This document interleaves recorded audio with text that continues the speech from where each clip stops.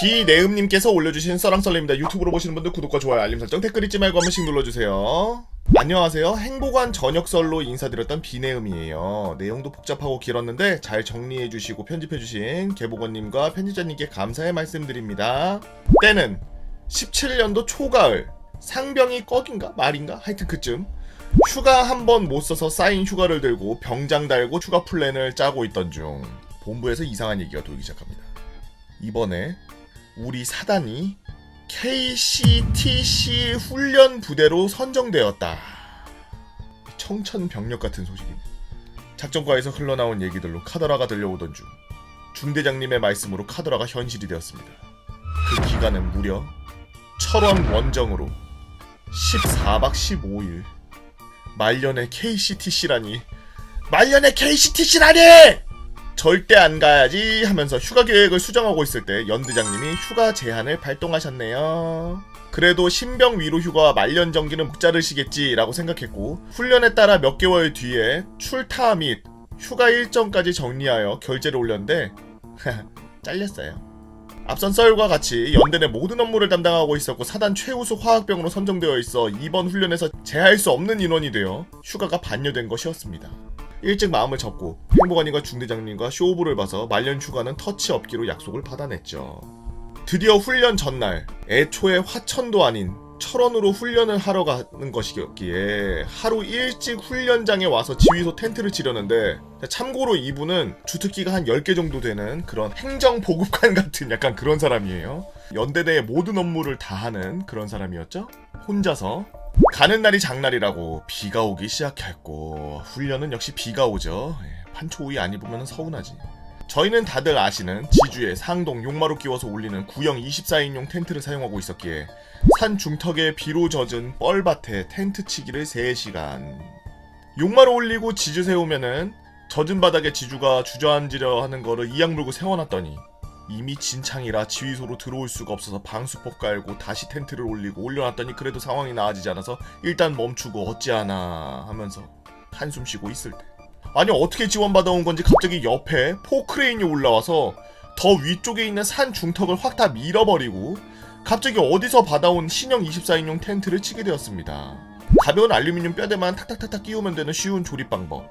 그렇게 지휘소를 세우고 연대장님과 부연대장님 텐트를 따로 치고 우리 소산지 A형 텐트 치고 쉬나 싶었는데 여군 전용 텐트를 더 위쪽에 안 보이는 곳에 치라는 소리에 꼭지가 돌아갔고 그래 전쟁 나도 여군은 막사 따로 써야지. 그럼 다른 간부는 다 지휘소나 A형 텐트에서 자는데 여군은 CP 텐트는 따로 있어야지. 그럼 이 비오고 밤에 상동 지주 어깨에 메고서 산을 타보기는 했으려나 전쟁 나도 따로 자려면은 쳐봐야 할 텐데 하면서 이 바득바득 깔면서 여군 텐트까지 완성하고 그대로 뻗었습니다. 저 고생을 하고서 여군 텐트까지 만들어놨는데 여군들은 훈련 기간 동안 그 앞에 있는 펜션에서 출퇴근을 하더라고요. 전역해라 그냥. 그렇게 훈련 당일 전날 그 개고생을 했지만 처음 착용해보는 마일즈 장비에 다들 흥분을 감추지 못하고 지휘소를 중앙으로 운항패할 초소와 진지를 구축하고 위장을 하고 원형 철조망 두르고 주둔지를 정리하고 경기 근무로 안정화가 돼갈 중 우리의 화학병은 화생방 상황을 대비하여 앞산과 뒷산 꼭대기에 화학 자동 경보기를 설치해야 합니다. KM8K2라고 하는 이를 거치할 용접할 쇠떼기를 들고 산을 타면서 인생에 관해 생각해볼 중 산 3개를 넘어 꼭대기에 도착해 경보기를 설치하려고 하는데 이미 이어져 있는 야전선을 보고 가설병을 생각하며 눈물 한 방울 훔쳐주고 앞산을 타고 내려와 보니 오잉? 땡보가 되었습니다.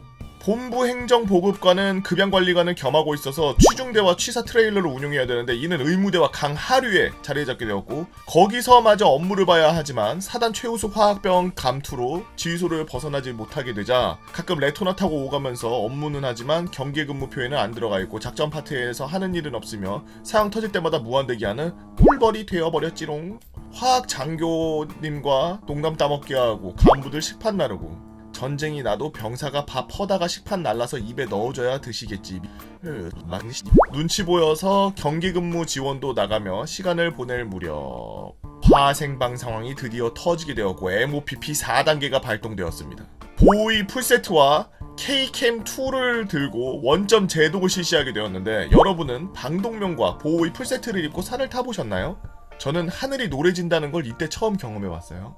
지휘소는 시간이 지나 평가원의 약식으로 진행을 시켜도 화학병은 방독면만 들어올려도 사망 처리가 나올 수 있다고 해서 그 상태로 원점 제독하고 산 꼭대기 가서 경보기 확인하고 내려오니 지나가는 차량들마다 장비들 제독하는데 진짜 한 번씩 세상이 노래져서 핑핑 돌더라고요.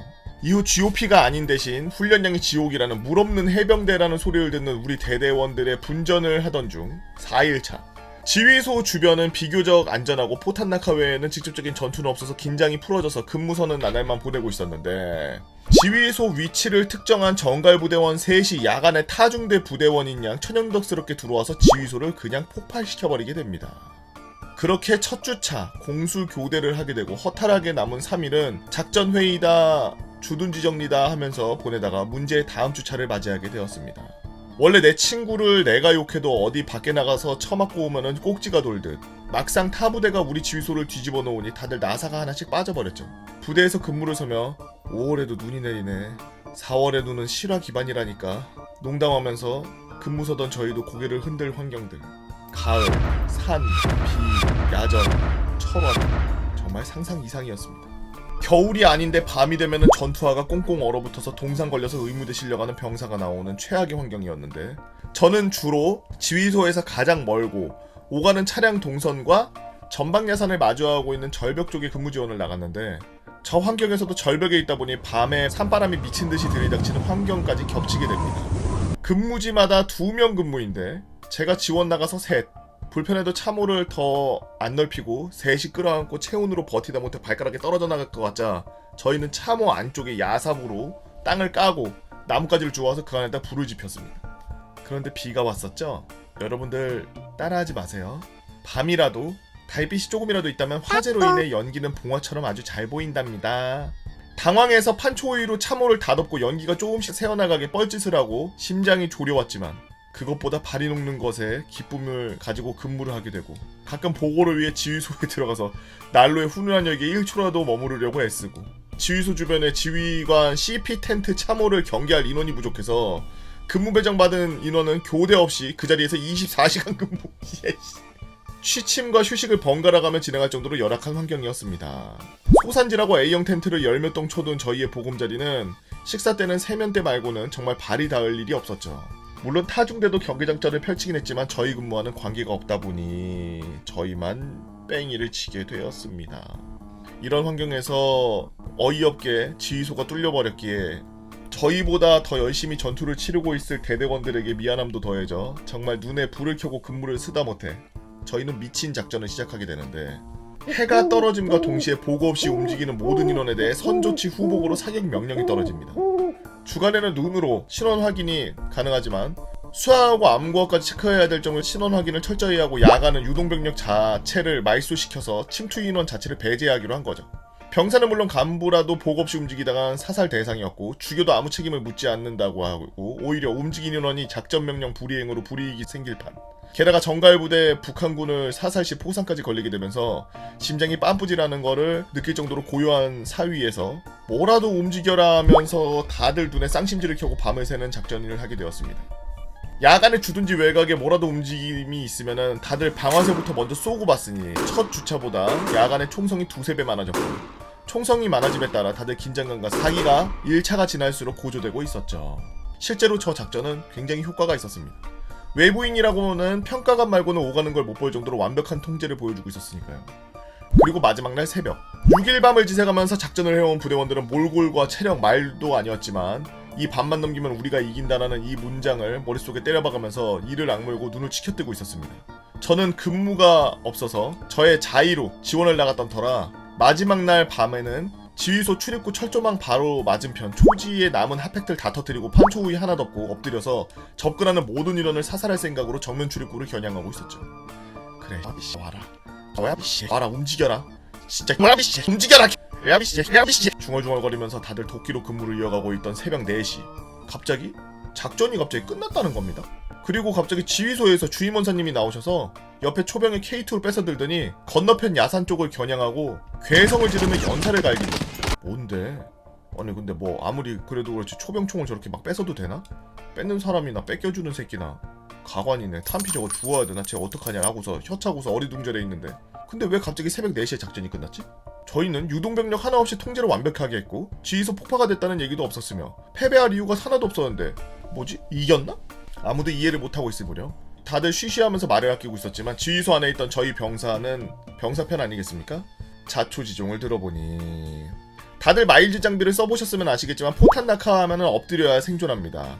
그리고 엎드렸더라도 근처에 낙하에 쓰면 부상으로 이어지고 전부 마일즈 장비에 기록되고 경상 중상을 따져서 작전이 진행되는데 작전이 성공리에 끝나가는 마지막 날 새벽 연대장이 흡연하기 위해서 지휘소 밖으로 나왔고 폭탄 낙하가 있었으며 엎드렸는지 안 엎드렸는지는 모르겠지만 다들 안 엎드렸다고 생각합니다.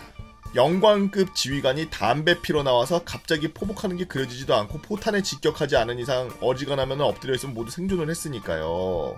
저희가 이 악물고 밤새가며 지킨 7일의 날은 연대장이 담배 하나 피려고 나온 그 시각 포탄 낙하로 연대장이 뒤져버리면서 지휘관 사망으로 패배하게 되었습니다.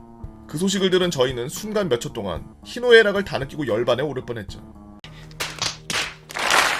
이 썰이 채택된다면 훈련소에서 소대장실 도둑질한 패급 고문관들 썰 풀어보도록 하겠습니다. 라고 비내음님께서 올려주신 썰랑썰레였습니다.